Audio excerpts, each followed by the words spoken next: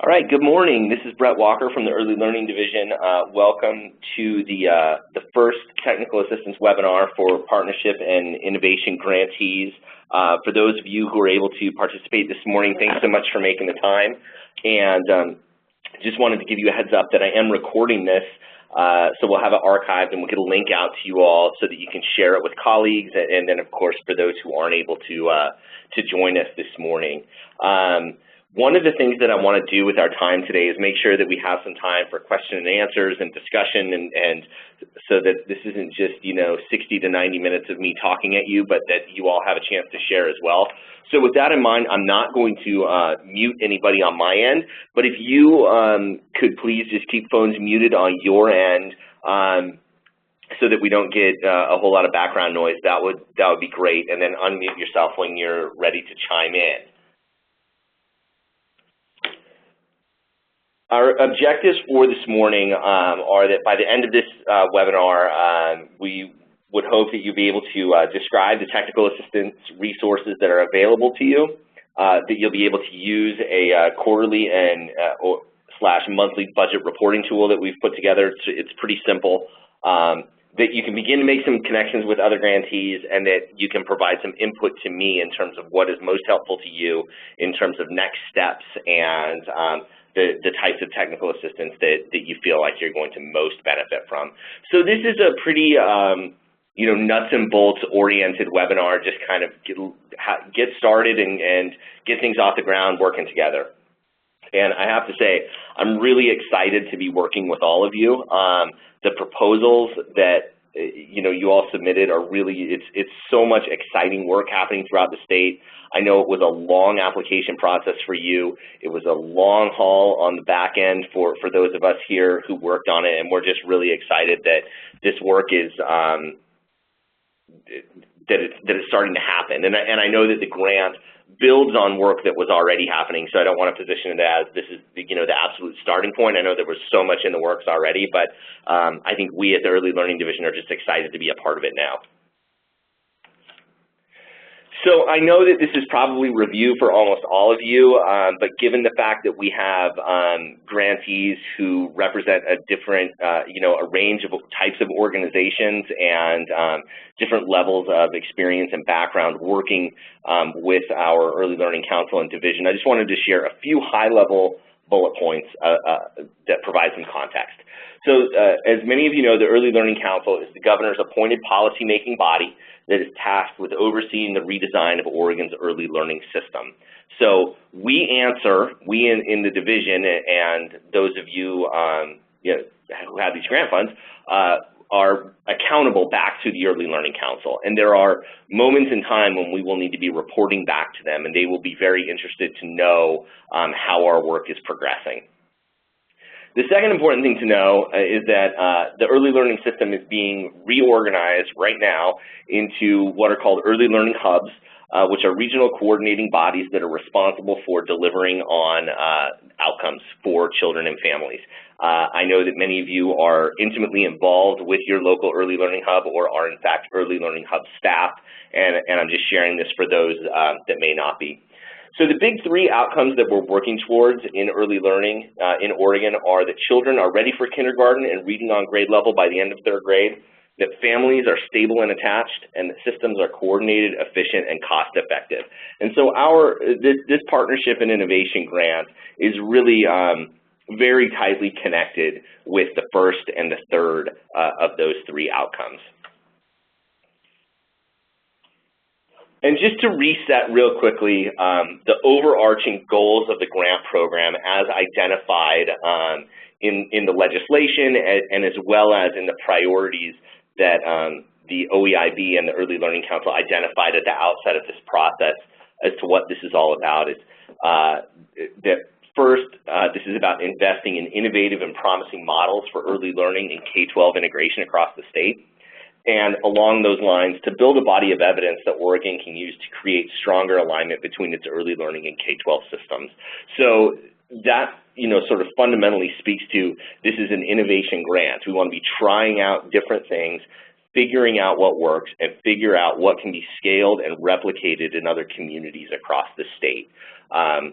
So one of the things that's really important to keep in mind, and I know that this can be a challenge with, you know, given the fact that you all are busy people and have millions of things on your plate as it is that the work that you're doing is not just about the immediate work that's happening in your schools and in your community, but this is really about, it's certainly about that, and at the same time it's also about how do we build these systems and document our work and capture what it is that we're doing so that these great ideas and great practices can be built out across school districts and across communities around the state. And then finally, of course, the last goal is to promote partnerships that result in measurable increases in children's readiness for kindergarten. So, you know, at the end of the day, this is also about helping kids get to school more prepared and more ready to succeed and to be able to, you know, start their formal school careers in ways that are positioning them to be successful. And one of the things that helps us identify that baseline is, of course, our kindergarten assessment. Just to say from the outset, there is not an expectation for this grant that we will be making a measurable impact on the 2014 kindergarten assessment. Given the timeline that proposals were received and funding was released, and the fact that, you know, we basically have a few months worth of work that may get under our belts before the assessment is administered, that's an unrealistic expectation for this year. That's more of an over time measure. And the other measure that's so important here is that even though we're focusing strategies and interventions primarily for children who are 0 to 6, is that third grade reading proficiency benchmark. And for, you know, for those of you who I've worked with or who have been on you know, webinars that I've done in the past, it always comes back to that third grade reading proficiency benchmark. So those are just things to keep in mind as we go about, you know, what this is really all about from a high level perspective. So with that in mind, what I'd like to do is open up the conversation a little bit. And what I'd like to hear your thoughts on is, first and foremost, what does innovation mean to you?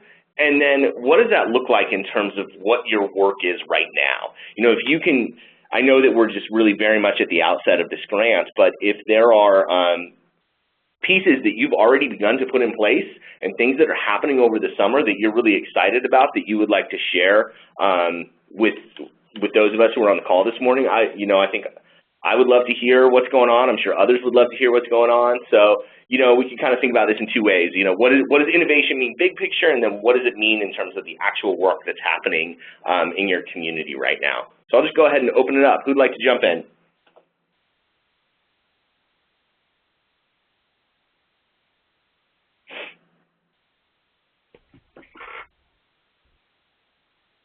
Okay, I can see. Go ahead.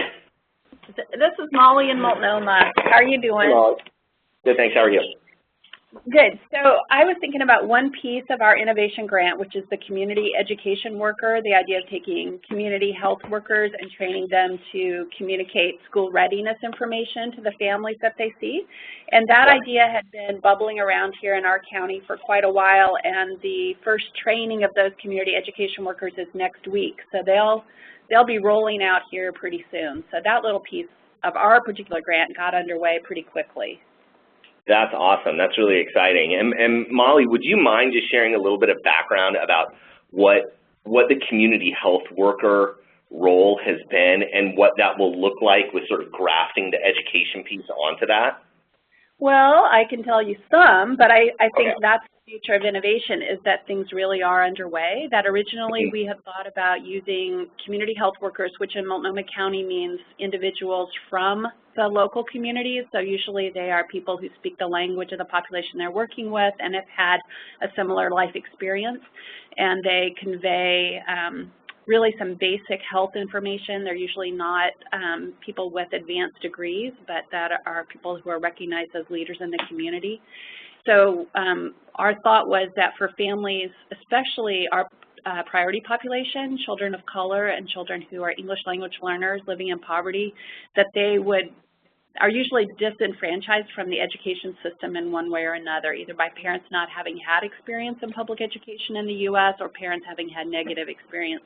So the thought is that could these parents take in information about school readiness in an easier fashion, in a sense, from someone who's a trusted community member who has already given them good information on the health of their family. And that's really our experiment.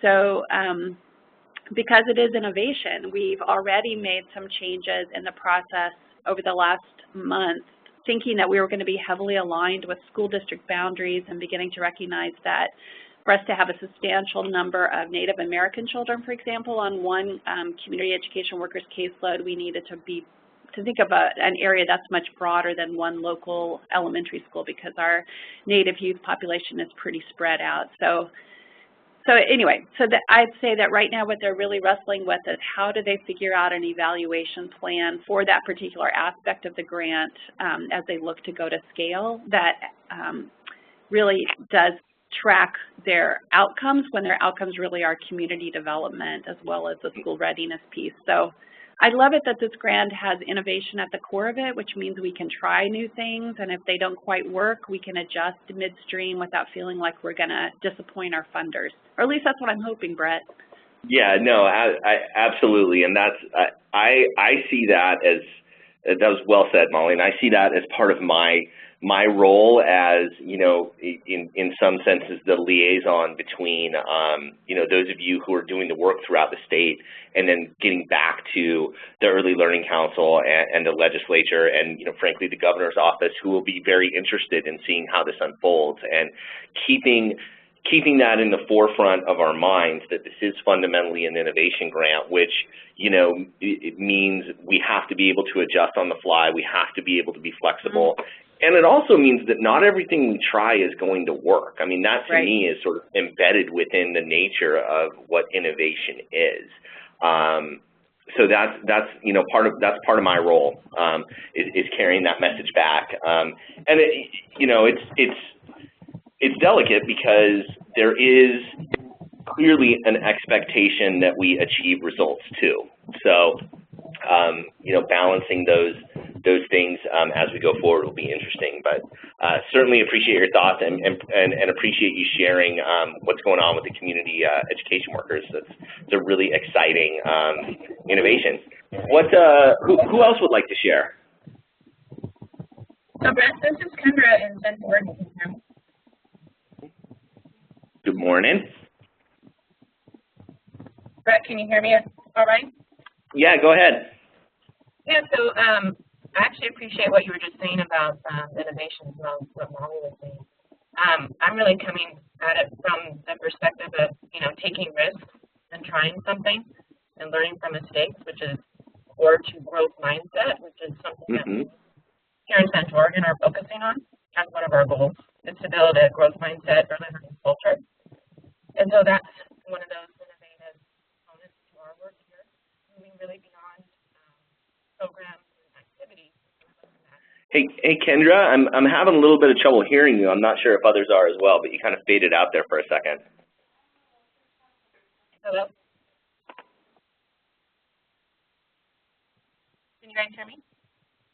Yeah, I can hear you. It's not super clear, but I can hear you. Sorry, I'm on my computer. I should have maybe called in on the phone maybe. And I don't have my speaker with me in terms of like a headset, so that could be making it a little bit hard to hear. Sure. So Kendra, what I heard was innovation is, you know, part of innovation is taking risks, learning from mistakes, and that actually ties in very closely with what you're trying to accomplish around the growth mindset as part of your grant. Was there anything else that you wanted to include?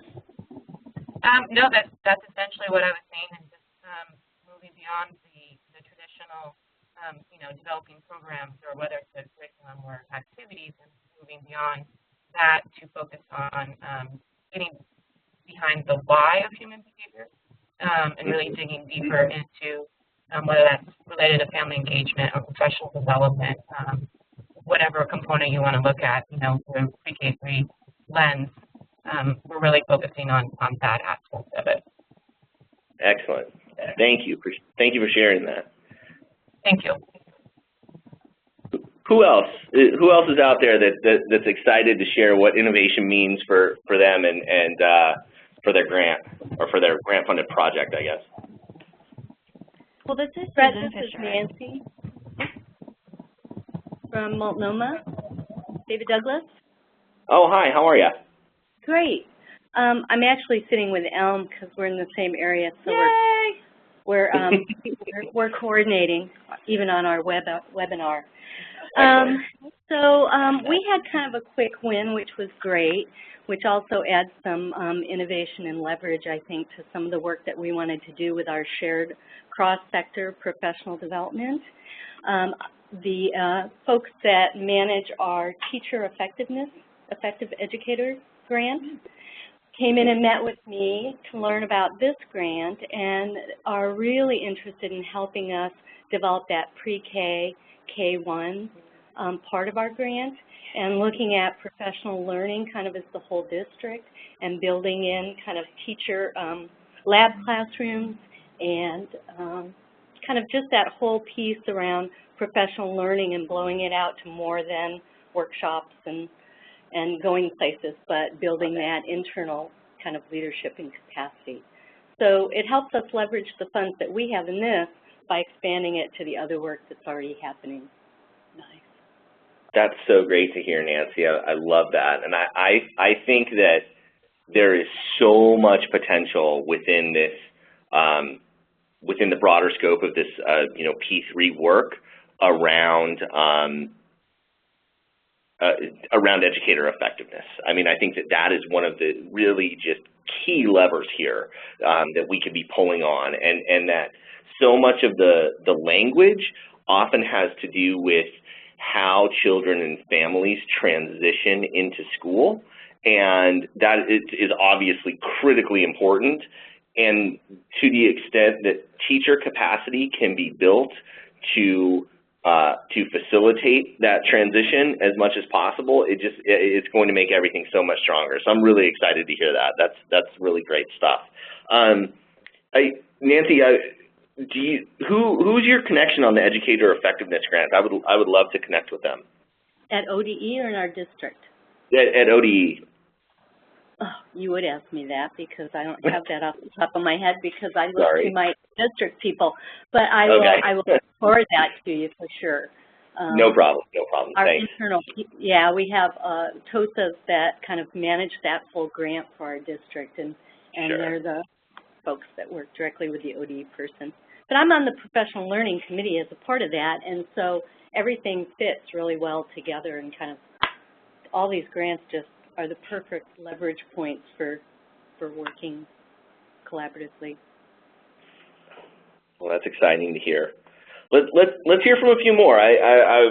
This is our first opportunity to really share what's going on. I want to make sure that we don't move on too quickly from this.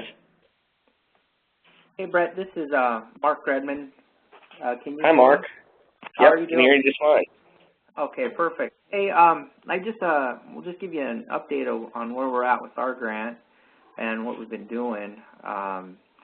With our grant, of course, you read it, and I'm sure you read a lot of them. So multiple times. Yeah, I'll forgive you if you don't remember everything. But we went through and we did hire the 3 K-3 teachers from each one of the 3 counties in Malheur, Baker, and Wallowa County. We also hired the pre-K teachers from those 3 counties as well. So we had the group of 6, as we call them. And we did our initial training on assessment and assessment development on June 25th in Baker, and then followed that up on the 26th with the curriculum development and workshop planning for the workshops that we were going to put on for all the pre-K organizations and school districts that wanted to participate. Our Malheur County workshop was on July 7th. We had 25 attendees, and then the Baker Wallowa workshop was on July 8th, and we had 15 attendees. And so we got a total of 40 folks from pre-K, basically representing 15 different organizations across 6 counties. We actually got some folks from Umatilla, Morrow, and Union counties that came down and are helping out with this. And at those workshops, we went through and we created, obviously, an assessment for all those organizations to use on this year's kindergarten class. Those 15 different organizations are going to use their contacts and also seek out parent engagement and participation and conduct 3 workshops on or before September 15th. They've signed a contract with us that they will do that. So we feel like we're moving along pretty good. Just some issues so far. We got one kind of, I wouldn't call it a negative, but one lesson learned, I guess, and then a few positives. The lesson learned is we originally were going to use the NWEA MAP assessment, and very quickly we found out that all of these pre-K organizations, Head Starts, Healthy Starts, Building Healthy Families, all those folks are even well behind where the school districts are technology-wise. And I know school districts have a difficult time catching up with some of those assessments that are kicked out by NWEA, and frankly, it wasn't really doable. Okay. So that was an issue that came up. But out of that, the good of that came all 15 organizations, and this includes school districts that are in, came up with their own common assessment for assessing these pre-kindergarten kids and then providing the feedback at the next workshops, the parent workshops. And so we've developed a common assessment tool for that that's actually working very efficiently. Other positives, our first parent meetings that are being put on by the organizations start next Monday, and they'll be pretty extensive, I guess, between next Monday and September 15th.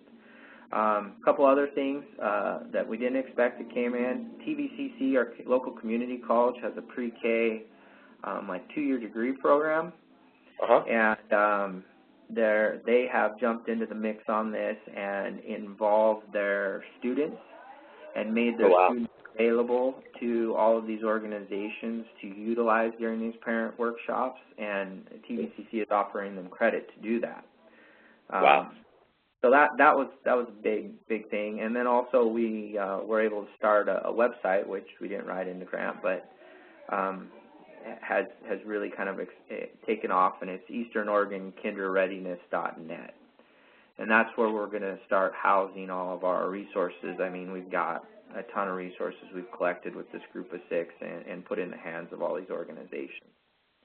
The last component would be all our professional development. Our pre-K to 3rd grade professional development starts next Monday through Wednesday with our Summer Institute. All the pre-K organizations are participating in that as well. That's awesome stuff, Mark. Sounds like you guys are off and running, and I can't wait to learn more. I think that if for everybody else on the call, this strategy is really based around a train-the-trainer capacity building model, and it's pretty broad in scope. And Mark, I'm really excited about what you're doing in terms of bringing the parents in and sharing the assessment data with them. That's really powerful, and that's kind of on the forefront right now of family engagement across the country. And there's some models that I'm familiar with from work that I've done previously where that happens, and I'll be really interested to learn how this all plays out for you locally, because I think that that's something that we could really build on in this state right now. So good stuff. All right, thank you. Yeah. Well, why don't we hear maybe from one more, and then we'll get moving on. So this is Holly from Lane County, the Early Learning Alliance. And just wanted to share that as part of our kindergarten partnership grant, we kicked off our Kids in Transition to School program 2 weeks ago. And so that's an expansion of an evidence-based program that is 8 weeks before kindergarten entry and 8 weeks into the school year, both for the kiddos and their parents. And so we've expanded to serve with this grant 4 additional schools. Oregon Social Learning Center, who developed the program, also just received a federal grant from the IES to work with one school district in our county to collect data on where kids have been prior to kindergarten entry, so sort of backtracking, looking at childcare, preschool experiences, agency services received, and what we'll be able to do, it wasn't a part of our grant, but we'll be able to take that tool and expand it out to the rest of our county as well. It's exciting stuff, Holly. And for everybody else on the call, a few of us from the state are going to get to see the KITS program in action here pretty soon next month. So I'm really looking forward to that. All right, well, thanks, folks, for sharing. And you know, for those that didn't have a chance to share, I know that there is much more exciting work happening around the state, and I'll look forward to hearing about that as well. Okay, so for those of you who know me, you know I'm a huge sports fan. So I'm going to ask a few minutes of your time to indulge me in talking about sports a little bit. So as I mentioned earlier on, this isn't just about innovation locally. This is about taking these great innovative ideas that you're talking about and figuring out how we replicate them. So that's a big part of this. So a few weeks ago, I was driving around listening to sports radio, as I often do, and it's this show where there's these two co-hosts, and this was right after the San Antonio Spurs, who you see here, had just won the NBA championship. And one of the guys on the radio says, the Spurs have been so innovative in the way that they built their roster. What would it take for other teams to replicate their success? And so, like, my ears perk up because I hear the words innovation and replication, and I am just, at that time I was just, I think it may have been right around the time when the awards were announced to the Early Learning Council or something along those lines, or by the council, where I was just thinking kindergarten partnership and innovation grant kind of 24/7. So I turn it up, and I'm like, I got to listen to this. So what the Spurs did that was so innovative is that over the last 15 years, they've won 5 NBA championships, which is a really remarkable success rate in professional sports. To be able to sustain that level of excellence over that period of time, you don't see that very often. And the main thing that they've done differently from every other team in the NBA is they have built their roster with international players. So every player that you see on your screen right now is from another country. And that it's a bit of a gamble, it's a bit of a risk to build your team that way, because there are some pretty significant differences between the way basketball is played overseas and the way that it's played here in the U.S. So the Spurs team, these 10 players, so they have 10 players representing Argentina, Australia, Brazil, Canada. They have 3 players from France. They have a player from Italy, and then Tim Duncan here in the corner is from the U.S. Virgin Islands. And he maybe gets an asterisk because he did go to Wake Forest University, grew up in, the sort of American basketball system. But regardless, no other team in the NBA is constructed like this. So the question was, how can other teams replicate this model of success by bringing in all these really good international basketball players? And what the co-host of this radio show said, I thought was really insightful, which is, frankly, there's a lot of garbage on sports radio. You don't get insight a whole lot. And what he said was, it's not just about bringing in good players from other countries. He said what the Spurs have done is they've fundamentally changed the culture of their organization. They've created a winning culture, and if other teams want to replicate their success, that's what they're going to have to do. It's not just about getting players, it's about culture change. And that, to me, is really what this work is about. This grant is about helping to launch and expand these really fundamentally culture-changing initiatives. And I want to encourage all of us to have that in our minds as we go forward.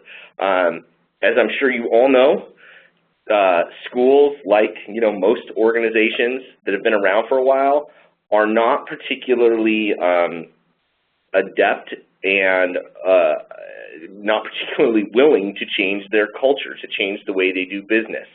But that's what we're asking them, that's fundamentally what we're asking people to do with this grant, is to change the way that business gets done, and particularly schools. And that's something that I think we need to keep in mind. And the reason that your proposal was selected out of a really competitive pool of proposals was that, the Early Learning Council recognized that the activities and strategies that you're proposing have the potential to be that powerful culture changer and to really shift the dynamic between the way that schools are working with early learning partners and families, and the way that we're transitioning children into school. So at the end of the day, I think that's what this work is all about. So one of the things that I wanted to do, just real quickly, and I know we just heard some of this, which was great, is just give you a sense of what is happening, who the people are and organizations are that are leading work that's happening through this grant, and where it's taking place, and what the key pieces of innovation are. So what I've done is I've created this little chart, and I'll get you more detailed information on this with contact info for each other and kind of more in-depth descriptions of the work, but this is really just a quick shorthand. But you can see here who the grantees are, the types of organizations they represent. So we have early learning hubs, school districts, ESDs, we have urban areas, we have suburban areas, we have pretty rural areas as well. And then on the right-hand column, you see a few of the key innovations that are happening. And again, I just want to emphasize, I have not captured everything that everybody's doing by any stretch here. I've really just tried to highlight one or two things that that each of the grantees is engaged in. And you can see that there's really a wide variety of innovations and strategies that are taking place as part of this grant. So here are the rest of the grantees. There's 16 grantees. So again, we see ESDs, Early Learning Hubs, school districts. Northwest Family Services is a nonprofit organization that is focusing on family resource management.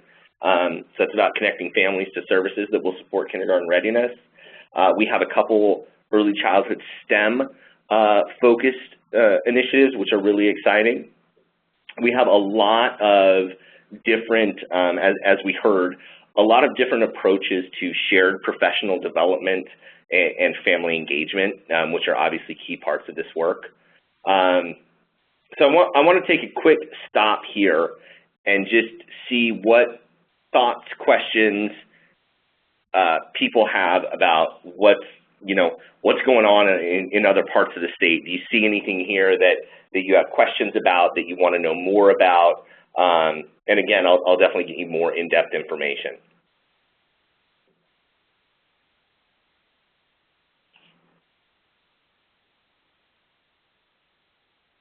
Okay, I'm not hearing any questions, so yeah, go ahead. This is Nancy from David Douglas. Can you tell me just a few more sentences about Universal Lab Classroom in Southern Oregon? Well, I believe we have Susan.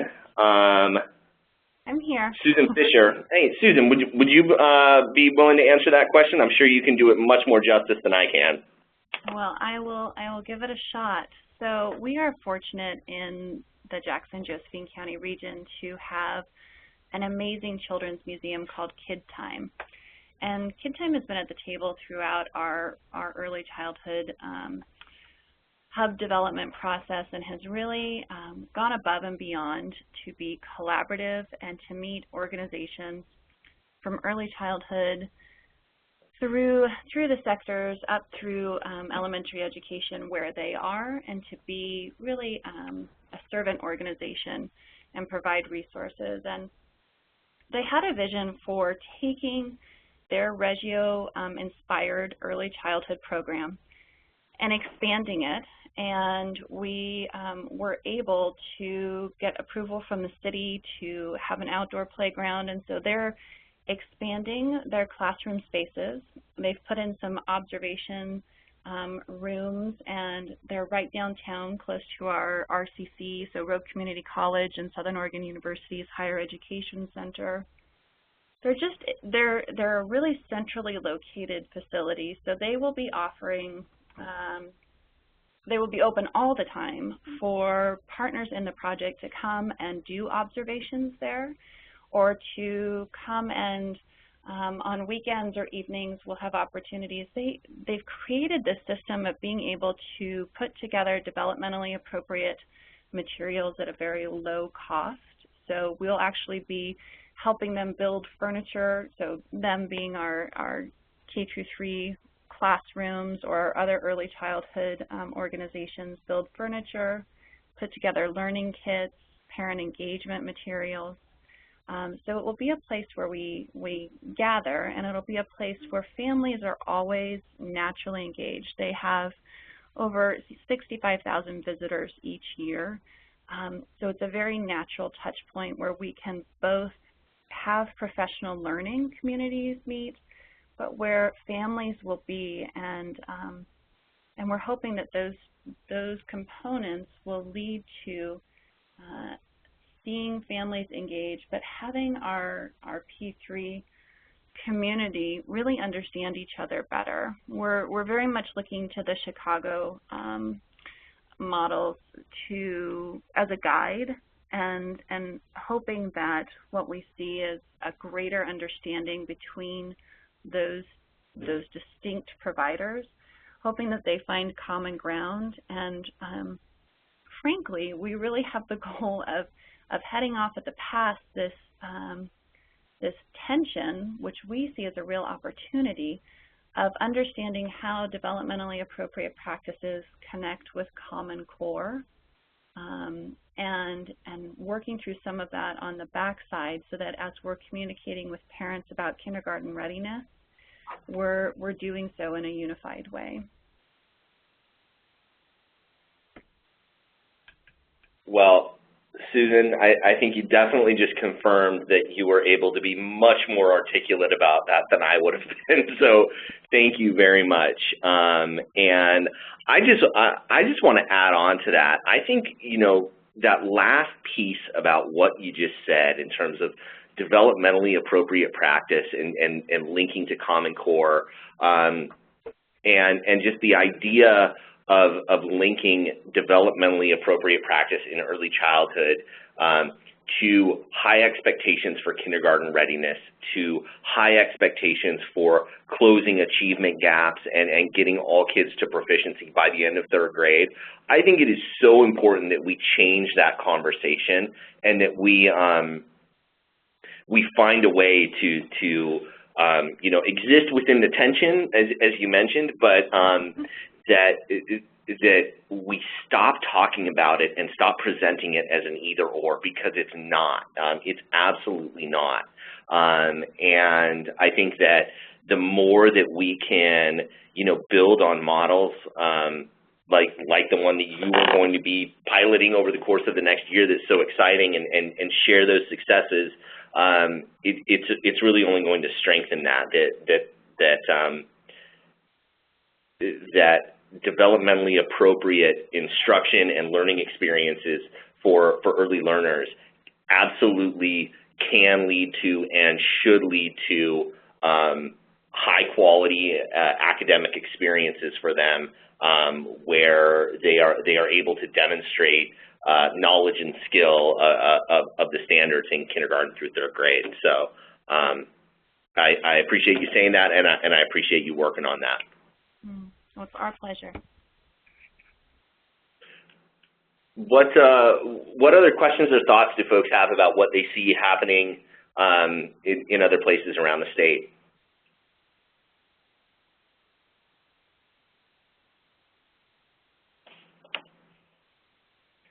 Okay, going once, going twice. As I mentioned, I'll get you a lot more information about this so that you can begin to make those connections in a more meaningful way. So this is a little bit hard to see. I know this is small. This is something that everybody should have received by now, and if you haven't, please let me know. This is the first page of the overview of the technical assistance plan. So for those of you that are also grantees for the Early Literacy Grant, this is going to look very familiar. And the table on the top part of the page are what I'm calling universal supports. These are the types of things that will be available to everybody kind of all the time, including these conference calls and webinars that we'll do. We'll also be putting together some web-based resources. You're going to be hearing more soon about the statewide reading campaign, which is a really exciting literacy initiative that helps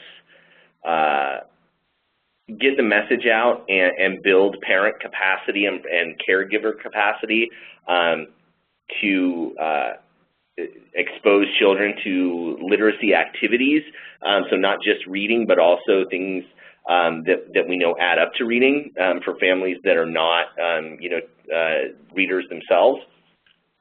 Lots more to come on that.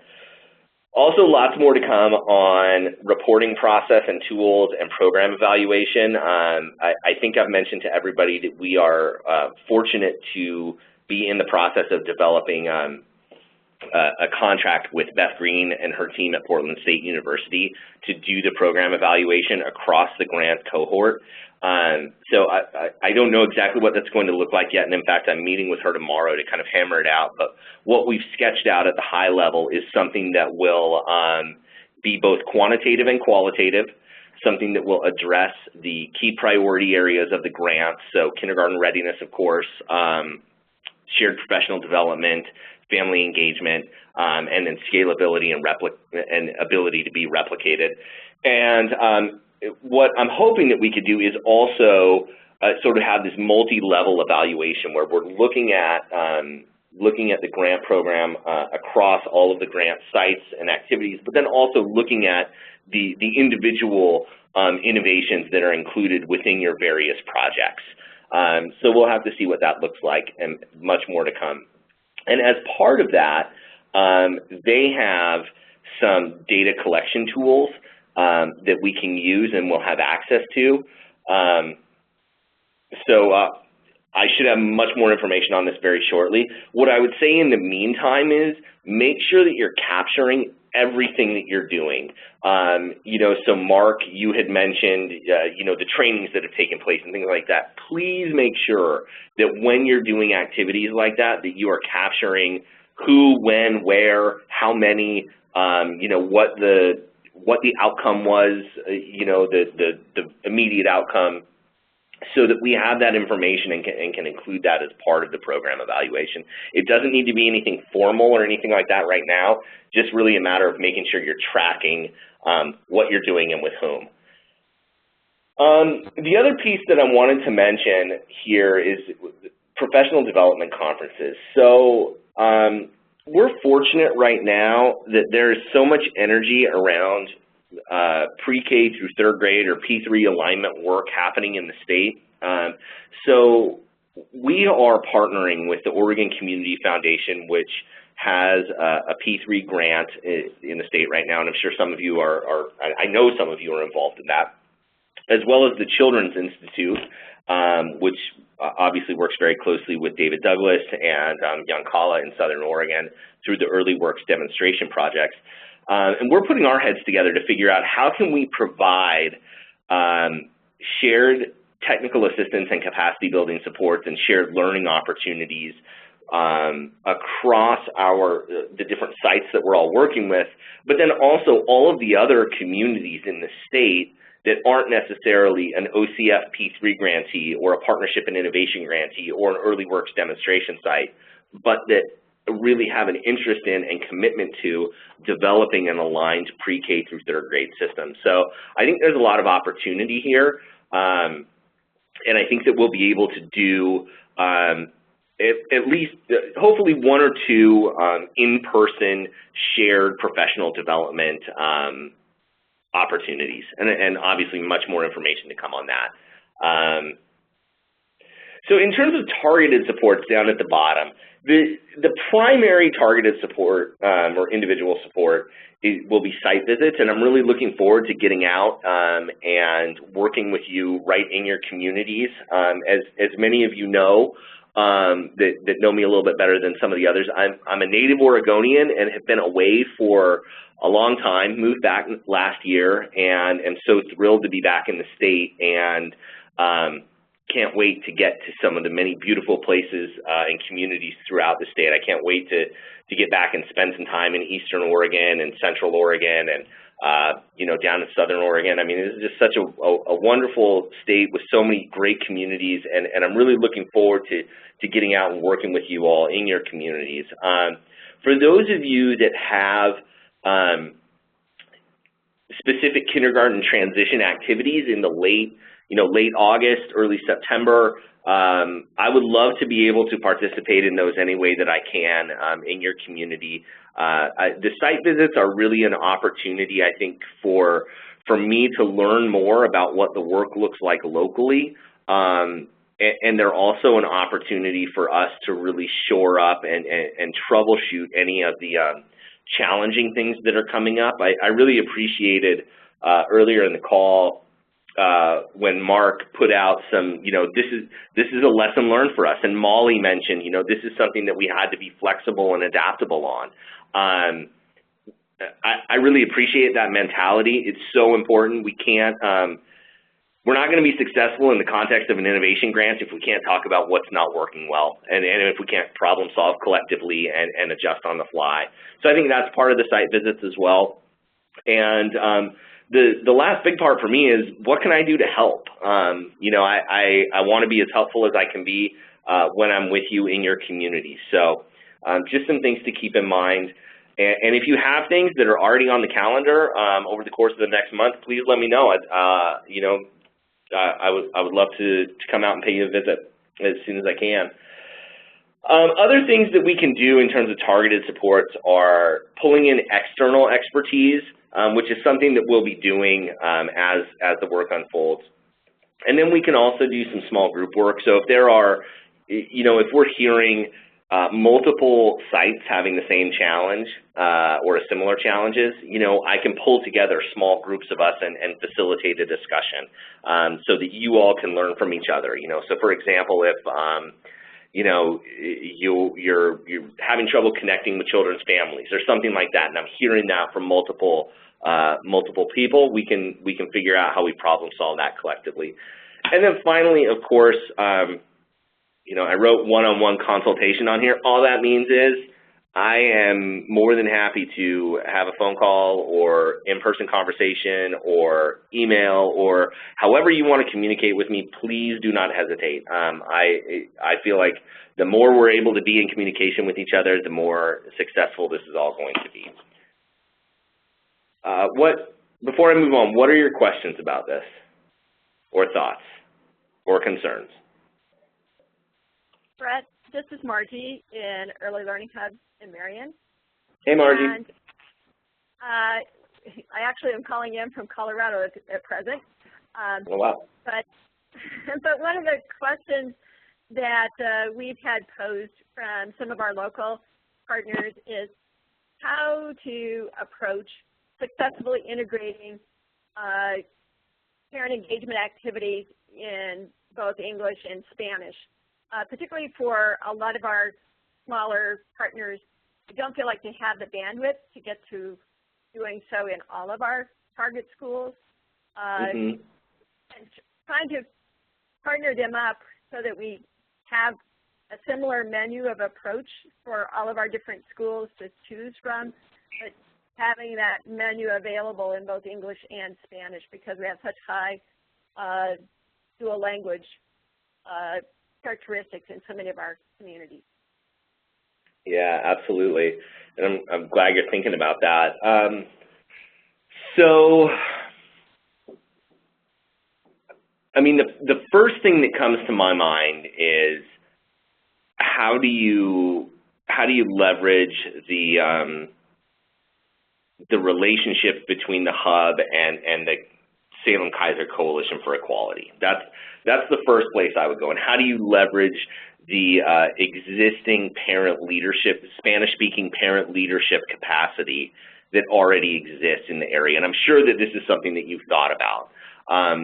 But that, to me, tapping into those types of existing but informal leadership capacity to help connect with different communities is really huge. There's also some just basic logistical things that you can do. So for example, we used to work, this is before I came back to Oregon, but the organization I was with would work with partner organizations that had somebody on board who was available to provide interpretation services. And then we also had a set of simultaneous interpretation equipment that could be, shucks, hang on one second. That could be on loan or something like that. So you can have those types of shared physical resources. Simultaneous interpretation equipment is, in my mind, a worthwhile one-time expense that can be shared across multiple sites and multiple communities. Obviously, you have to take care of it, but things like that can go a long way. I don't know if are those the types of things you're getting at, Margie? I mean, it may be helpful when you're back in town to sort of sit down together and problem solve some of the specifics, but those are the things that immediately pop to my mind. Right, and you mentioned the Salem-Keizer Coalition for Equality. They're already a very active partner, but they're really worried about their ability to cover as much landscape. They're already active in 4 or 5 schools and don't really see how they can scale up to be able to reach across to our 15 targeted schools. Gotcha. So it helps them figure out how they can grow and then how they can do that in an active partnership with someone who can do the English side of it simultaneous to their speech. Okay. Well, let's sit down and kind of map out a plan when you get back, because my guess is that it's going to look different in every school, and that it's going to have to be sort of a customized strategy for each school community that we're talking about. The other challenge that we're seeing here in Marion County is concern on the part of our school district around recruiting the highest capability staff for positions that are basically just 1 year in duration. I guess the contracts that they have with their teacher unions don't allow their folks to be able to do it on a job rotation and then go back into their regular status. So helping craft language that entices innovators and strong educators to the roles without having them put at risk their other employment is a challenge, I think. Yep. Is anybody else on the call having that same challenge? And if so, how have you thought about problem solving it?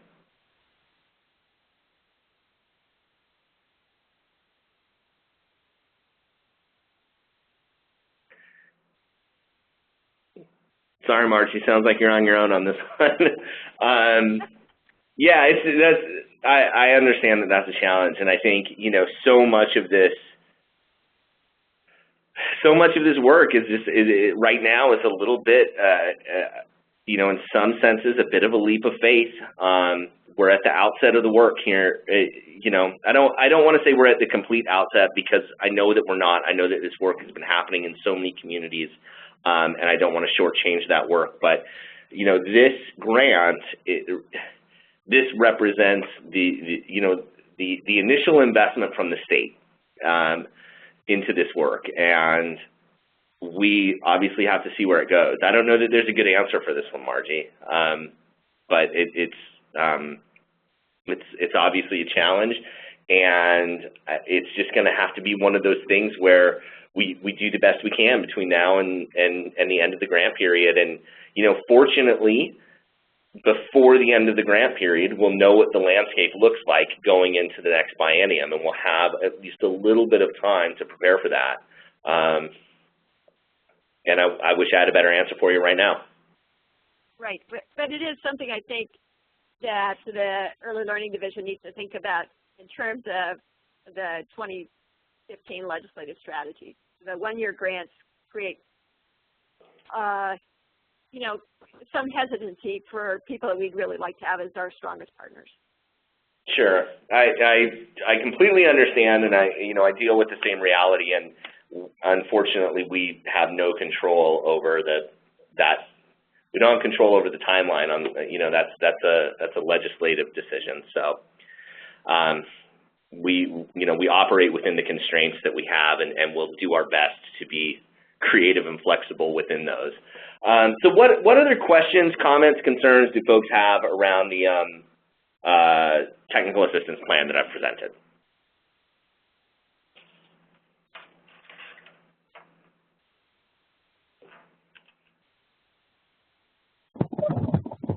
This is Kendra again. I was just curious, have you shared the tools, the reporting tools, or any templates yet?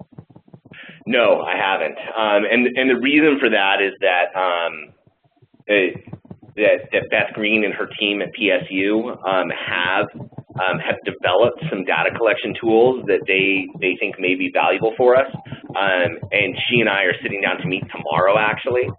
So it was not the greatest timing. I would have loved to have gotten that meeting in before this call, but we just couldn't make it work from a scheduling standpoint. So, but we will have something for you soon.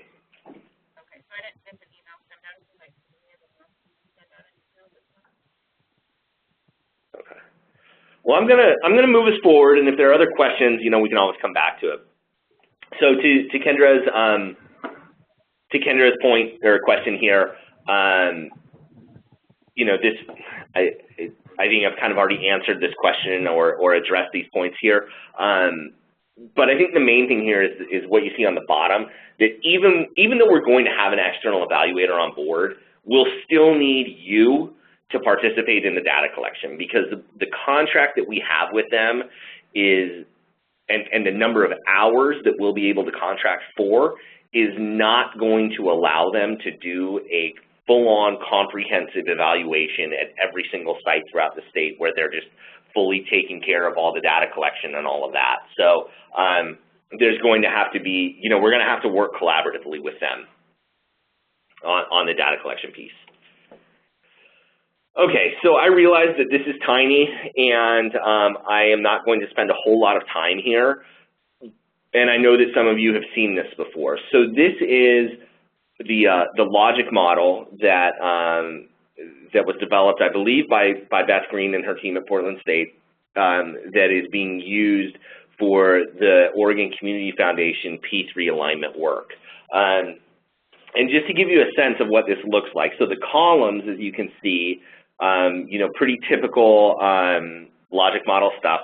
There's the activities, the outcomes, outputs, short to medium-term outcomes, and then long-term outcomes. And then the rows are aligned to systems, educators, families, and children. So that gives us an idea of how we're going to be, the buckets in which we're going to be doing the program evaluation. And, obviously, given our timeline, we're probably not even going to be looking at long-term outcomes. Probably what we're going to be looking at are activities, outputs, and short-term outcomes.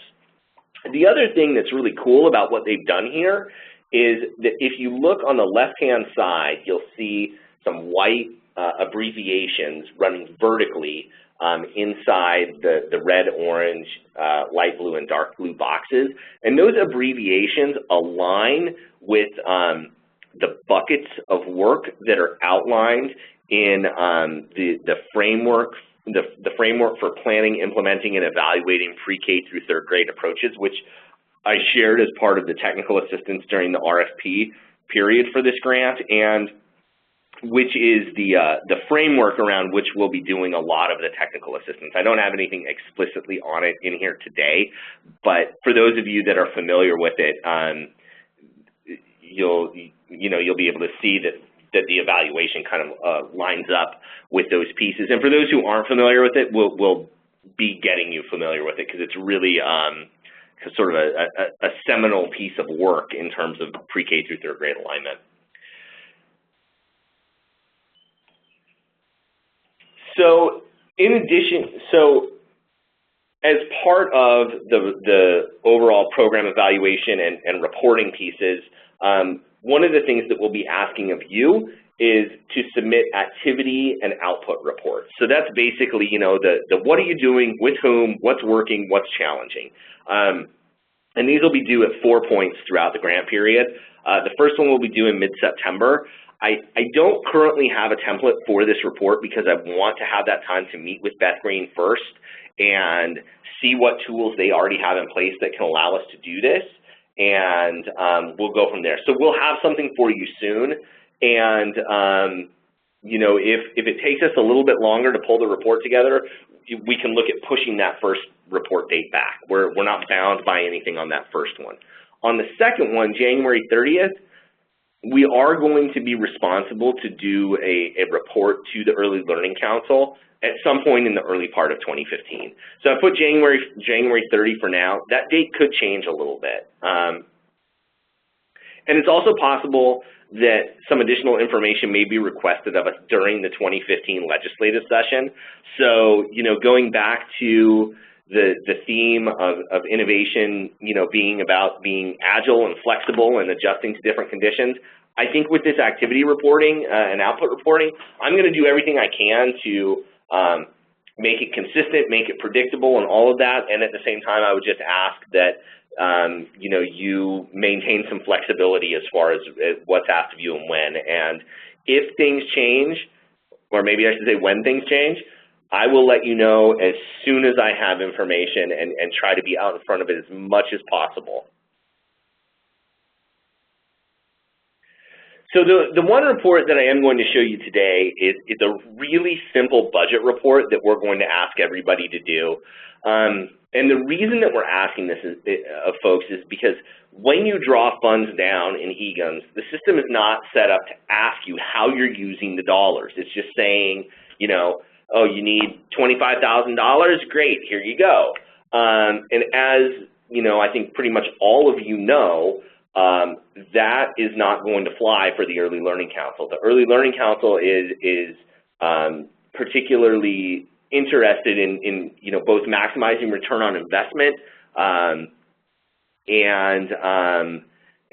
also ensuring that, you know, dollars are used efficiently. So we have to have something in place that will allow us to go back to the Early Learning Council and let them know that the dollars that were allocated for this grant were used in the way that they were intended to be used for. So what I've done, and what I'll show you in just a moment, is I put together a very basic budget report that's going to align with your budget, and all it's going to ask you to do is that when you draw down funds out of EGIMS, that you go into this report and provide us with a distribution by budget line item.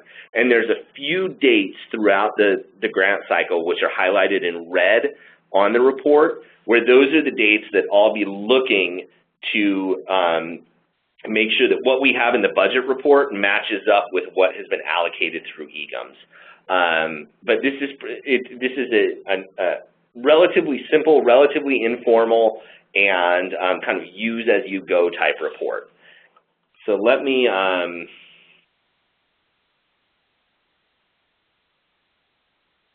just jump in here. Okay. So this is what the report looks like. So this is just a sample. This is a simple Google sheet. What I'll do is I'll develop a sheet for each grantee that will be part of my Google account, and you'll have access to it. And what it will do is it will tell you, you know, what your total award is, and then it will have here your budget line items as you have developed them in your budget. And I won't, probably what I'll do is I'll aggregate some of those. So, you know, for example, if you have a family engagement line item in your budget and you break that down into a bunch of subcategories, I'll probably aggregate it into one category for the purposes of this grant. And then from there, it's really simple. All this report is going to ask you to do is, you know, say in July, you drew down funds from EGIMS. All this report asks you to do is say, okay, if I drew, you know, if I drew down $40,000 out of EGIMS, of that $40,000, $20,000 is going to salary, $5,000 is going to benefits, $5,000 is going to PD, $5,000 to family engagement, and $5,000 to contracted services. We're not using any travel, transportation, and no admin out of that $40,000. So what you can see is that gives us a line item distribution. It totals it out for you down here in row 11. And then if you scroll over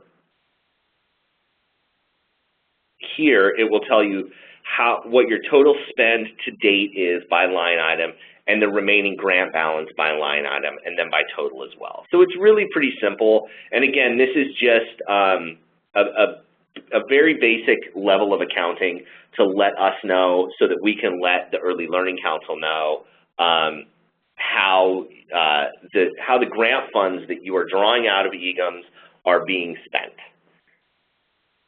So I'll stop here. What are your questions and thoughts about this?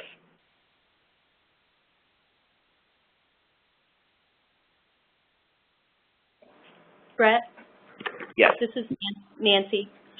So if we're doing purchase services contracts with other entities for some of the work, will that all be listed under one contracted services? Is that where you would expect to see that, not broken out by the other categories, correct? Correct, yeah. I mean, that would be sort of my default, is to set it up like that. And I mean, one of the nice things about this report is we can tweak it to your needs. So if if it really doesn't make sense to have one line for contracted services, we can build in some extra rows into the report. Okay. Everybody's report's going to look a little bit different. It's going to be based on what your budget looks like. Okay, great. Thank you. So, yeah. Other questions? Brett, this is Margie again. As I understand, we can draw these funds down prospective. So this is how we're going to be spending these funds as we distribute them. That is not a reimbursement model, but rather an advance model with this as a plan for how the funds will be used. Is that correct? Yes, that's correct. So yeah, with EGIMS, you can either draw funds in advance or you can draw funds to reimburse yourself. If you draw funds in advance, you can draw up to 1 quarter at a time. So, if you have a grant that's a $200,000 grant, you can't go in there right now and draw $200,000. So, but you can. You can draw the funds that you need for up to the next quarter at any given time. So. Great, and that's how we're constructing our contracts with our providers who are partnering with us. Good to hear. Okay, other questions before we move on? We're getting close.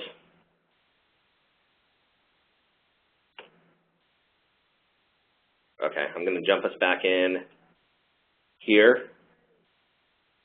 So that's the budget report. I'm sure there'll, as I get these out to you, questions will arise. It's totally fine. We'll figure it out as we go. Okay, so the elephant in the room is what happens next year, and this kind of goes to Margie's question from earlier. And given the constraints that we're working in with, the funding being based on the biennium, and that really what we have right now is some funding to get this work, off the ground, but then what happens? And in some cases, it's actually a fairly substantial dollar figure that's attached to your grant, given the timeline that we're operating on. So what happens next year is, I don't know. However, what I will say is that I think that there is a lot of interest and excitement and commitment to continuing to fund P3 alignment work in the state, both here at the state and in the private philanthropic sector. I mean, this is the direction that we're moving in, and I know that it's a priority for the Early Learning Council. I know it's a priority for the governor's office. I know it's a priority for several legislators. So we have some people on our side. And part of what is going to be incumbent upon us is, you know, to, as we go forward, you know, as I mentioned before, sort of take the leap of faith that even though we don't know what happens after June 30th, 2015, we do know that there is that level of commitment and excitement about this work, and to the extent that we can show what this work is beginning to do in your communities and really tell that story, that's going to get people excited about it. I have no idea what the funding vehicle is going to look like. I don't know if we'll have Partnership and Innovation Grant 2.0, if it will be something else, but it will be something. Well, I shouldn't say it will be something because I don't know that it will be something. I sincerely hope that it will be something, and I sincerely hope that we will be able to continue funding all of the great work that you're getting started. So I think that the best we can do is just go pedal to the metal, do the best we can, and, you know, in the not terribly distant future, we'll know more than we know now and be able to begin planning for the next few years. And I really wish I had a more concrete answer for this one, but that's the reality that we are all operating in. So what are your unanswered questions right now regarding that piece that I just mentioned, regarding anything that we talked about, regarding anything upcoming? Brett, this is Kelly Poe, and I'm here with Mark Redmond in Malheur County. Mm-hmm. So my question is, would it be helpful, you said that you would like to do some site visits, and if we had some events or activities going on before the end of August that you would want to know what those dates are, would it be helpful to have, I don't know, Early Learning Council or legislators or yourself come to some of those innovative events where we can show that cross-sector work that's being done through this grant, that we can take our stories with our data to the legislative session? Yes. Yes, it would. And, you know, I am committed to coming out and visiting everybody in your community at least once during the course of the grant cycle, if not multiple times. And I think that to the extent that we can also loop in Early Learning Council members and legislators and other folks of that nature, you know, it's only going to make it more powerful. So, but that said, it's sort of what's the word I'm looking for? You can invite me, and for me, it's just a matter of, can I make this work with my schedule? But I don't have a direct line of communication to any legislators. Like, that's, you know, I'm sure you probably have a better way to connect with your representative than I do. And with the Early Learning Council, it kind of depends on what their travel and meeting schedule is. They are all, you know, they serve on the council as volunteers, and they are all very active and engaged in the work. And, you know, we also have to work within the confines of their schedule and ability to travel as well. So I think it's a great idea. And, you know, for you all and other folks who are on the call, please reach out to me and you know, suggest, hey, we've got this thing coming up. We would love it if you could get out here. What could we do about getting, you know, either legislators or council members out here? And I will work with you to see if we can make that happen.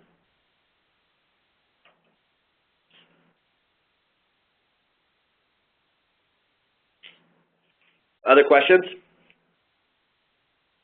Brett, this is Nancy with David Douglas. This is kind of a detailed question, but it's on the budget. We were asked to do a year one, year two, and by the time we received the letter of agreement as far as the actual funding amount, our district and most districts were probably into closing the books, and we can no longer place orders until the new fiscal year of July 1. So I'm assuming there's no difficulty in carrying those year one expenditures into July through June. Okay. Yeah, it's no problem. Yeah. Thank you. Yep. It's a good question.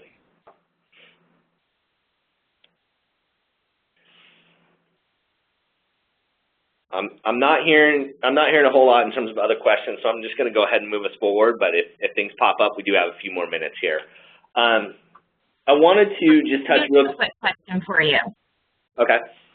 Hi, this is Angie Doma at Neocani. I had a question about what the level of flexibility with the grant is. I know you said that there was some flexibility in terms of the budget and how much, what constitutes a significant change. And then also, oh, go ahead.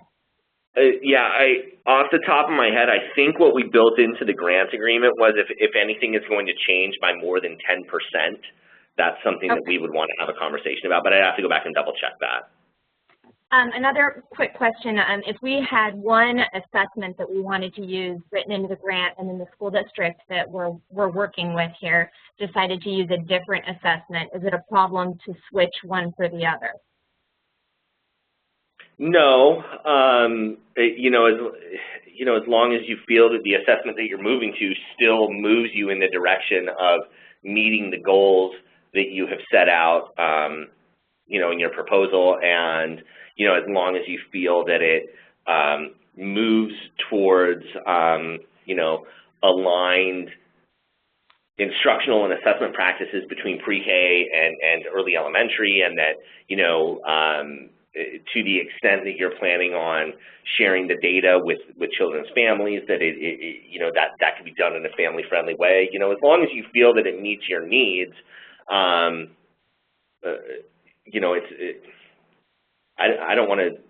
don't think it's my role to dictate to you what assessment you should or should not be using. So, okay, thank you. Long way of saying yes, it's fine as long as you're doing the due diligence, which I'm sure you are. Great, thank you.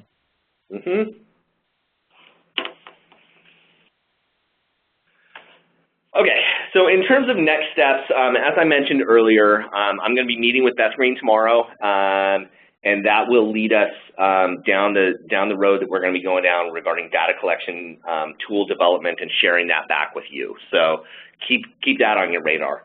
I'm also going to be sending you a very brief survey. For those of you that are early literacy grantees as well, I appreciate you taking the time to do the survey that I sent out. I've had a chance to look at the initial results.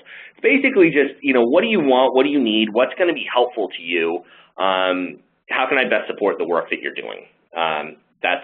It's really straightforward. Site visits, we've already talked about, late August, early September opportunities, but then, I would also encourage you to keep in mind going through the fall, once the school year is in the swing, October, November, I'm, more than happy and kind of have that chunk of time, reserved for getting out around the state. And then the other thing that I just wanted to mention and make sure that you have this on your calendars is that in early November in Portland, on one of these 3 dates, November 5th, 6th, or 7th, not all of them, it's going to be a one-day summit, will be what is tentatively being called the Early Years to Early Grades Summit. And this is going to be sort of an official launch of this idea of early years to early grades, which is the working title for Oregon's broader P3 work right now.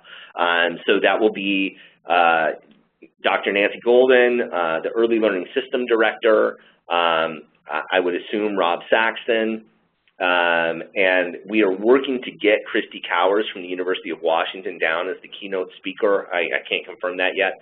But basically what this will be is an opportunity to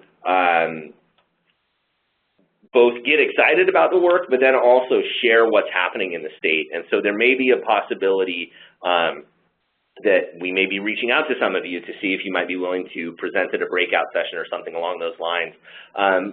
But regardless, please hold these dates on your calendar. Once we have details more confirmed, I'll be reaching back to you, and we hope that all of you will be able to participate in this conference, because I think it's going to be a really exciting opportunity to sort of spread the good work that's already happening in the state, and to get others excited, others that hopefully have the ability to either influence or affect continued investment in this work. So something on your radar.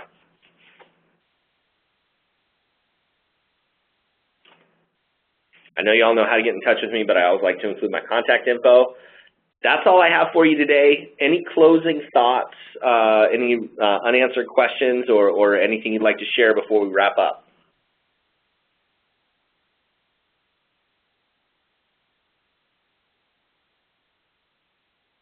Brett, Okay. just one suggestion from Margie, and that's that as we encounter different ideas or resources or things that tips or tricks or traps that might be helpful to everybody, is the Early Learning Division going to have some kind of share site where folks can post that kind of information so that we can do kind of rapid replication or rapid avoidance of the best and the worst? Yeah, that's a great thought, Margie. That's something that I think we need to figure out, and something that you know, I want to be responsive to what you all say is going to work, and what you're likely to access. We can certainly put those types of resources on our current website for the early learning system, or we can create a separate site, whether that's, you know, a Google site or something like that. That's something that I'll include in the survey that I'm going to send out, and just see what feels like is going to work best for everybody, and see if we can get something up and going soon. But yes, definitely, we do need to have some way to share resources and share learning experiences and all of that. And one of the things that I'll really, you know, want to do as we go forward is, you know, loop some of you in as, you know, co-presenters on some of these web sessions that we do, so that it's not just me kind of droning on, but that, you know, that these really become an opportunity for you all to learn from each other.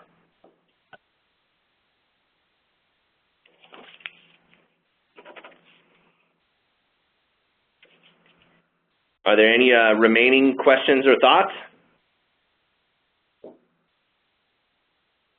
Okay. Well, in that case, we'll wrap up. Thank you all so much for taking the time this morning. It was really exciting to me to hear about the work that you're doing, and really fun to be able to connect with you. And you know, for those of you that I have not yet had a chance to meet face to face, I'm really looking forward to meeting you, and to, you know, for all of you, looking forward to doing everything I can to support the great work that you're doing on behalf of children and families in your communities. So thank you very much, and we will be in touch soon.